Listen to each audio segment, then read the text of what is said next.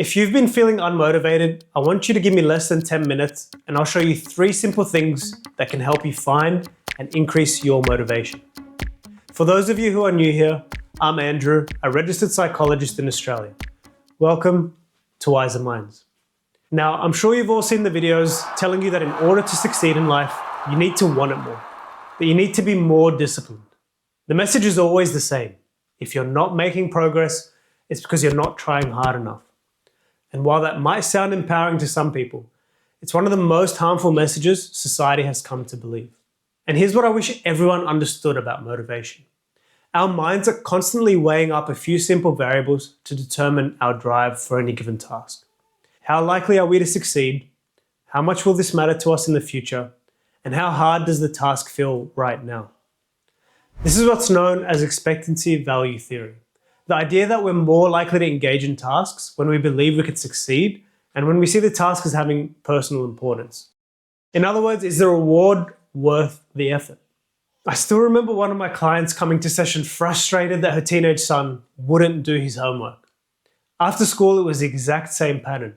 She'd try to encourage him, bribe him with rewards, and when that didn't work, she'd threaten him with severe consequences.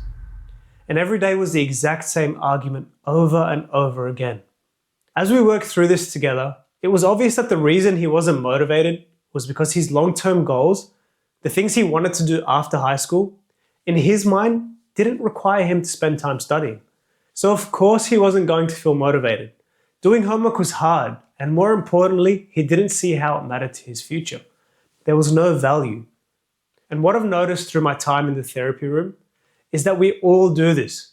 We're all at one point or another acting like the mother in this story, trying to force ourselves to do things without first stopping to understand why and if we should be doing them in the first place. In other words, we skip the first step, finding our intrinsic motivators. Intrinsic motivation is when you do something because the task itself is satisfying or aligns with your values. It's an expression of who you are or who you want to be. Extrinsic motivation, on the other hand, is when you do something for an external reward, like studying just to get mum off your back. Now, don't get me wrong, this works in the short term, but in the long term, it usually fails to keep us going. So how do we go about finding what it is we actually value? Let me show you a quick exercise we can do together right now. I want you to think of something you've been stuck on lately, a change you've been wanting to make but haven't found the drive to do it, and ask yourself a simple question. Why? Why do I want that? To illustrate this, I'm going to use something I hear all the time. I want to exercise more. Your first answer to why might be to lose weight. Why do you want to lose weight?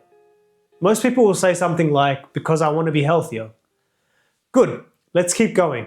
Why is being healthier important to you? Because when I feel healthy, I feel confident. And when I feel confident, I'm more willing to go out, meet new people, and say yes to things.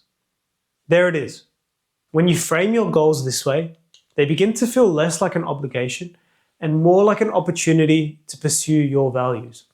Or perhaps you realize the reason you were struggling with your motivation had nothing to do with your willpower and everything to do with a lack of clarity on your goals. If you find yourself in this scenario where the task you're trying to do doesn't align with what you value, it's time to go back to the drawing board and find something that will. Now, once you've had the chance to do this yourself, I want you to write it down in the comments below because I'm curious to see how this exercise changes things for you. And if you're finding this video helpful, I'd love for you to hit that subscribe button. My goal here is to give you practical tools that bring you one step closer to where you want to be. Subscribing is a free way to support this mission and make sure you don't miss what's next. Now, I hear some of you saying, Andrew, but even when I know what I value and my goals align with it, some days I still don't feel motivated to do them.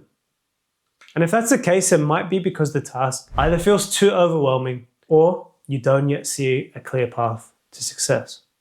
The key is to make success so easy, it's almost guaranteed. Now, most people still get this wrong. Their small goals are still too big. For example, I'll go to the gym for just 30 minutes. Sounds reasonable, but on a low motivation day, it feels like running a marathon. Think of it like driving in bad weather.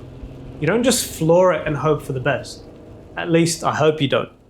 Instead, you slow down, focus on what you can see, and move forward one step at a time.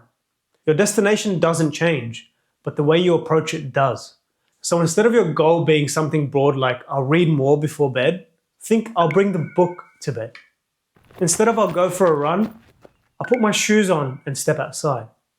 Psychologists call these proximal goals. Small near-term actions that feel doable right now. Because what often happens is that once you complete that tiny step of bringing the book to bed, you think, well, I'm already here. I might as well open it and read one page. And that one page might turn into an entire chapter. But even if it doesn't, at the very least, you kept a promise to yourself that brings you closer to your destination. Okay, so by now you're working with your values and you've made the task so small, it feels like you can't fail. But here's something else we need to consider if we want to give ourselves the best chance at success. I want you to think about how TikTok works. The moment you open the app, a video starts playing. They've intentionally removed any friction. Now compare that to Netflix. You open the app and you have thousands of options to choose from. So you scroll and scroll and scroll, trying to find something to watch. That slight friction makes your decision feel so much harder. And it's exactly the same thing everywhere else. Every small decision, every bit of extra effort between you and your task reduces the chances that you'll take action. So instead of relying on discipline, what if we just made it easier through design? Easier to take action by removing friction in our environment, by leaving the book you want to read open on your pillow, or putting your gym clothes out the night before so it's the first thing you see when you wake up. So next time you catch yourself asking, why can't I do this? Try asking which part of the motivation equation needs adjusting. Because at the end of the day, your brain is doing the best it can with the information it has. If you want to understand how comparison shapes your drive and how to approach it differently, watch my video on this next. And as always, this isn't where the conversation ends, it's where it begins.